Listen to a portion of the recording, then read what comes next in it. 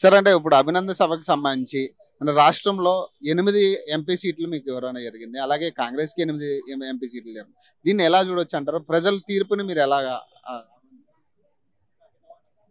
BJP Modi గారి విషయంలో ముఖ్యంగా తెలుగు రాష్ట్రాల్లో తెలంగాణలో బలంగా ఉంది మోడీ గారి గాలి.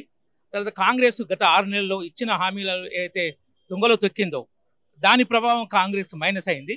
బీఆర్ఎస్ ఇప్పుడు ఏంటంటే ఇర్రెలవెంట్ పార్టీగా మారడంతో ఇప్పుడు మోడీ గారు బీజేపీ రాష్ట్ర నాయకత్వం తెలంగాణ ప్రజలకు చాలా మంచిగా అనిపించింది. మన కిషన్ రెడ్డి గారు కానీ, బండి సంజయ్ గారు కానీ, ఈటల రాజేంద్ర గారు కానీ, టీకే అన్న గారు కానీ, ఇట్లా ఎందుకంటే సీనియర్ నాయకులు, అనుభవం నాయకులు, ఉద్యమంలో పనిచేసిన నాయకులు, నిష్టగా పనిచేసిన నాయకులు వీళ్ళందరూ ఉండడంతో ఈ 3 విధాలుగా బీజేపీకి ప్లస్ అయ్యి 8 స్థానాలు ఇవ్వడం జరిగింది. రాష్ట్రంలో అధికారంలోకి వచ్చిన పార్టీ, రాష్ట్ర పార్టీకి 7 నెలలు అవుతుంది దగ్గరగా అధికారంలోకి వచ్చి. ఎంతవరకు డెవలప్మెంట్ జరిగిందంటారు మీ అంచనా ప్రకారం? ఏమైనా డెవలప్మెంట్ కనపడుతుందా? డెవలప్మెంట్ ఏం జరగలేదు. పేర్లు మార్చడం, టీఎస్ చేసి టీజీ చేసి దానికోసం 1000 కోట్లు ఖర్చు చేయడం ఎవరికి పనికి వస్తుంది? టీఎస్ ఉంటే ఏమవుతుంది, టీజీ వస్తే ఏమొస్తుంది? సో కాబట్టి ఇలాంటి ఏంటంటే ఇంతకుముందు కేసీఆర్ నేను పెట్టే పేర్లు ఉండాలి, నేను కట్టిన బిల్డింగ్లు ఉండాలంటూ కేసీఆర్ బాటలో రేవంత్ రెడ్డి కూడా, కాంగ్రెస్ పార్టీ కూడా కేసీఆర్ బాటలో నడుస్తూ రాష్ట్ర ప్రజల డబ్బులను వృధా ఖర్చుగా చేస్తుంది. దీనివల్ల అసలు ఏం మేలు జరగలేదు. నిరుద్యోగ వృత్తి ఏది మన ఆసరా పెన్షన్ చెప్పారు, ఆసరా 4000 ఏది, రైతు బంధు అంటే రైతు బంధు కాదు, ఇంకా దాని వాళ్ళు వేరే పెట్టారు కదా, రైతు భరోసా 15,000 అది ఎన్నికల ముందు రైతు బంధు ఇవ్వమంటే వాళ్ళకి కూడా ఎక్కువ వాళ్ళకి ఇచ్చే ఎన్నికల కోసం, ఓట్ల కోసం. ఇప్పుడు మోడీ గారు కిసాన్ సమ్మాన్ నిధి వేశారు, ఎంఎస్పి ప్రకటించారు రైతులకు. ఎందుకంటే ఇప్పుడు జూన్ ఇది కారు స్టార్ట్ అయ్యేది, ఆనకాలం కారు స్టార్ట్ అయ్యేది. ఇది ఈ టైంలో రైతులకు ఇవ్వాలి ఏదైనా ఎంఎస్పి కానీ, కిసాన్ సమ్మాన్ నిధి కానీ, రైతు బంధు కానీ, రైతు భరోసా కానీ. మరి రాష్ట్ర ప్రభుత్వం లేదు. రాష్ట్ర ప్రభుత్వం ఓట్లుంటే ఓతీరు, ఓట్లు లేకుంటే ఓతీరు, మాటల గారడి. నా పరిపాలన మీద రెఫరెండం అనడు. మరి 8 స్థానాలు గెలుచుకుని 14 స్థానాలు గెలుచుకుని మన తర్వాత మాట్లాడలేదు. ముఖ్యంగా ఇంకొకటి ఏంటంటే రేవంత్ రెడ్డి రిప్రజెంట్ చేసిన మల్కాజిగిరి బీజేపీ దాదాపు 4 లక్షల ఓట్ల మెజార్టీతో గెలిచింది. రేవంత్ రెడ్డి అసెంబ్లీ ఉన్న మహబూబ్నగర్ పార్లమెంటు బీజేపీ గెలుచుకుంది. కాబట్టి ఇవి రేవంత్ రెడ్డికి వ్యతిరేకంగా, కాంగ్రెస్ పార్టీకి వ్యతిరేకంగా, బీజేపీకి అనుకూలంగా తెలంగాణ ప్రజల తీర్పుగా భావించవచ్చు. రానున్న రోజుల్లో బీజేపీయే ప్రత్యామ్నాయం అయ్యే ఛాన్స్ ఉందా, లేకపోతే ఏంటి పరిస్థితి? బీజేపీయే ప్రత్యామ్నాయం. అందులో తెలంగాణ ప్రజలు కూడా ఎవరికి అనుమానం లేదు. ఈ ప్రభుత్వం 5 ఏళ్ళు ఉంటుందా, 3 ఏళ్ళు ఉంటుందా, మేము దాన్ని కూలగొట్టే ప్రయత్నం చేయం. కానీ ఆ ప్రభుత్వం కాంగ్రెస్ అంటేనే మూటా తగాదాలు, తన్నులాటలు. కాబట్టి వాళ్ళకి దీని తర్వాత ఒకరి ఎప్పటికీ వాళ్ళు పడితే ఎప్పుడు 2 ఏళ్ళు ఉంటుంది. ఎప్పటికైనా బీజేపీ ఇప్పుడు ఉన్న పార్టీలకు, బీఆర్ఎస్ అయితే అవుట్, కాంగ్రెస్ కు ప్రత్యామ్నాయం తెలంగాణలో బీజేపీనే. జాతీయ స్థాయి అయితే బీజేపీకి ప్రత్యామ్నాయమే లేదు. అంటే ఇంకోటి అంటే ఎక్కువ ఫోన్ ట్యాపింగ్ విషయాలు బయటకు వస్తున్నాయి. ఫోన్ ట్యాపింగ్ లో ముఖ్య నేతలు చాలా మంది బీజేపీ నుంచి కావచ్చు, లేదా కాంగ్రెస్ వాళ్ళు ఉన్నారు, జడ్జిల పేర్లు కూడా బయటకు రావడం. మరి దీన్ని ఎలా భావించాలి, అసలు దీన్ని ఎలా చూడాలి? కేసీఆర్ మరొక నిజాం లాగా మరీ భయంకరంగా, నియంతృత్వంగా, దుర్మార్గంగా పరిపాలన ఉదాహరణ ఫోన్ ట్యాపింగ్ కూడా ఒకటి. దాని మీద ఎన్నో హంగామా చర్యలు చేసి ఇంతవరకు ఏది మరి కేసీఆర్ అరెస్ట్ చేశారా? ఎవరిని హరీష్ రావుని చేస్తారా? ఎవరిని చేస్తారు? కేటీఆర్ అన్నారు కదా, ఏది ఒక్క అరెస్ట్ లేదు. కాళేశ్వరం అతిపెద్ద కుంభకోణం దేశంలో, కాళేశ్వరం మీద ఇంతవరకు అరెస్ట్ లేదు. ఏంటంటే కమిషన్ వేసిండు, కేసు బుక్ చేసిందా? నీకు సిబిఐ ఇప్పుడు సిఐడి కేసు పెట్టాలి కదా, కేసు పెట్టలేదు. కమిషన్లు దాని మీద కమిషన్ దొబ్బడం కోసం ఓ కమిషన్ వేసిండు. మొదటి నుంచి మనకు దశాబ్దాలుగా ఉన్నాం కమిషన్లు వేసేది, కమిషన్ల కోసమే టైం గడాయింపు. పరిపాలన కనపట్లేదు. లా అండ్ ఆర్డర్ కూడా పరిస్థితి చాలా దెబ్బతిన్నది. ఇప్పుడు మెదక్లో జరిగింది చూడండి. మెదక్లో ఇప్పుడు గోహత్య నిషేధ చట్టం ఉంది రాష్ట్రంలో, తెలుగు రాష్ట్రాల్లో ఉంది, దేశంలో చాలా రాష్ట్రాలతో పాటు తెలుగు రాష్ట్రాల్లో ఉంది. తర్వాత హైకోర్టు కూడా ఈ మధ్యనే జడ్జిమెంట్ ఆర్డర్ ఇచ్చింది, ఏమని? గోహత్య చెయ్యొద్దు అని. అయినా గోవులు వెళ్తున్నాయి. ఎక్కడైనా మీరు మీడియాలో పనిచేస్తారు కదా, పోలీసులు, రెవెన్యూ అధికారులు గోవులు వెళ్తున్న వాహనాలు పట్టుకునే చూశారా? లేదు. ఏమైనా మన దేశభక్తులు, హైందవ వీళ్ళు పట్టుకుంటే వీళ్ళ మీద దాడి చేస్తారు వాళ్ళు. ఇక్కడ చెంపాపేటలో హనుమాన్ టెంపుల్ దాచుకుంటే గుళ్ళ కూడా వచ్చి ఆ మతోన్మాలు దాడి చేసారు. మెదకులు అదే, ఒక 2 శాంతిరాణి లాగా మలక్పేటలు అనుకుంటా 2 వాహనాల మీద మహిళలు పోరాడుతున్నారు. కాంగ్రెస్ ప్రభుత్వం సిగ్గులేదు. కాంగ్రెస్ ప్రభుత్వం గోహత్య ఎందుకంటే చట్టం ఉంది, హైకోర్టు ఆర్డర్ ఉంది, అయినా ఇంప్లిమెంట్ చేయలేదు. ఏమైనా జిహాదీల ఓటు బ్యాంక్ కావాలి. దానికోసం దుర్మార్గంగా కాంగ్రెస్ పార్టీ వ్యవహరిస్తుంది. ఇప్పుడున్న పరిస్థితి కూడా అదే. ఇప్పటికీ బీజేపీని కూడా మతతత్వ పార్టీ అనే వాళ్ళు సంబోధిస్తున్నారు. మరి దాన్ని ఎలా? దొంగని దొంగే దొంగ అన్నట్టు ఉల్టా చోరు కొత్వాల్ కూడా అంటే అంటారు కదా. అది ఈ మతోన్మాద పార్టీలు, జిహాదీల పార్టీలు హిందుత్వ పార్టీని దేశభక్తి మా సబ్కా సాత్ సబ్కా వికాస్ అది విధానం, మా పాలసీ బట్టి ఏ ఒక్క స్కీమ్ కూడా హిందువులకే ముస్లింలకు లేదండి.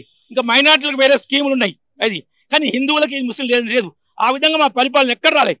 మోడీ గారు ప్రధాని దేశంలో మతకాలు తగ్గినాయి ఎక్కడ రాలేదు. కానీ అంత మంచి పాలన జరుగుతుంది.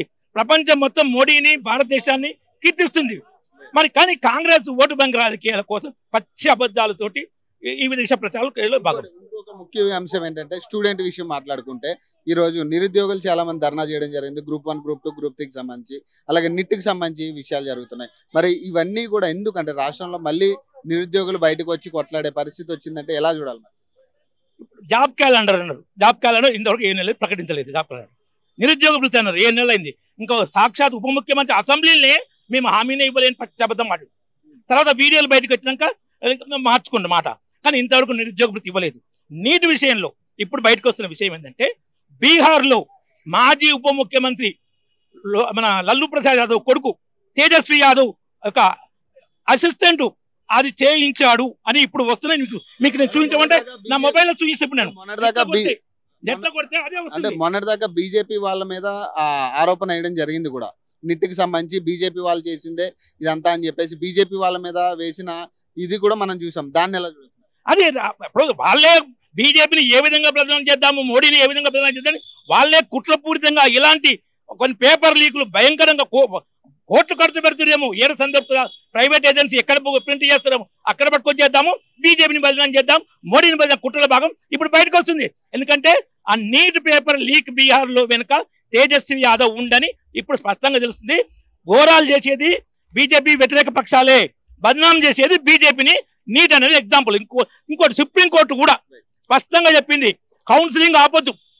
ఎక్కడ ఏమైనా జరిగితే వాటిని ఎట్లా కరెక్షన్లు చేయాలి, కానీ విద్యార్థుల క్యాలెండర్ ఒక 1 year వేస్ట్ కాకూడదు. ఎవరికైతే 2-3 సెంటర్లో ఏవైతే లేట్గా పేపర్ ఇచ్చి 2 గ్రేస్ మార్క్స్ అవి ఆపేసి వాళ్ళకు రీ ఎగ్జామ్ పెట్టండి. 1760 మంది ఉంది కదా, వాళ్ళ మాత్రం రీ ఎగ్జామ్ పెట్టండి.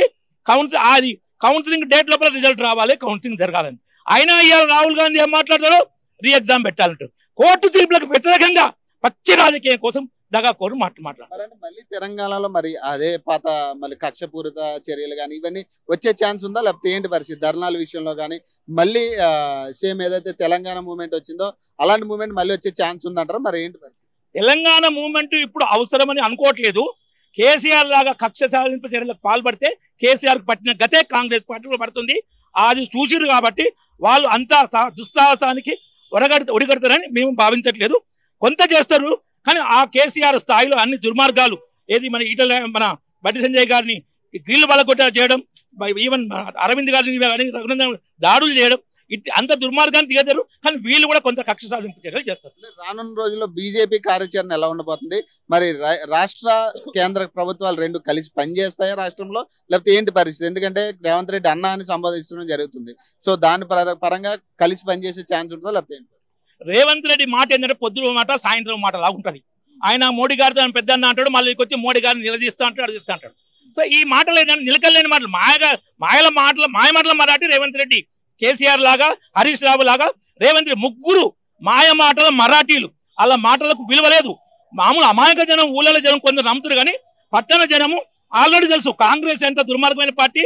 రేవంత్ రెడ్డి కెమెరా ముందు రెడ్ హ్యాండ్ గా దొరికిపోయినా నీతులు వలిస్తూ దయ్యాలు వేదాలు వలిచడు అని తెలుసు. సీట్లు అందులో సీట్లు ఎక్కడ రాలే వాళ్ళకు.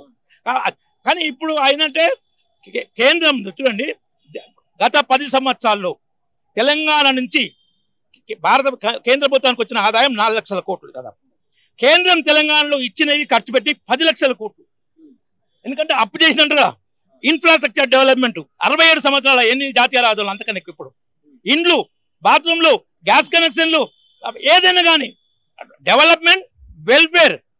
మోడీ గారు 350 పథకాలు పెడితే ఏ ఒక్క పథకానికి మోడీ గారి పేరు లేదు. ఏ ఒక్క పథకంలో సెలక్షన్ లేదు. ఆ కేటగిరీలో యూనిఫామ్ టు ఆల్, ఫోటో లేదు. ఆ కేటగిరీలో యూనిఫామ్ టు ఆల్ సెలక్షన్ ఉంటే కరప్షన్ ఉంటుంది. అట్లా లేకుండా అద్భుతమైన పరిపాలన చేస్తుండ్రు. ఇప్పుడు రాబోయే రోజు ఇప్పుడు మాకు ఏంటంటే కిషన్ రెడ్డి గారికి బొగ్గు గనుల శాఖ మంత్రి. బొగ్గు కుంభకోణం విన్నాం. అవినీతికి ఆస్కారం ఉండే శాఖ బొగ్గు.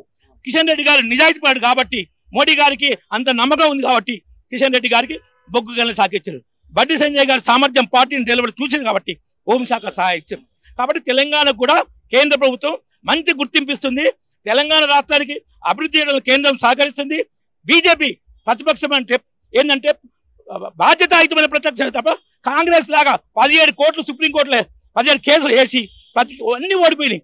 అట్లా ప్రభుత్వం మంచి పనులకు వ్యతిరేక చేయదు. ప్రభుత్వం తప్పులను ఎత్తి చూపిస్తుంది. దాని మీద ఉద్యమాలు అవసరం. Thank you sir. Thank you.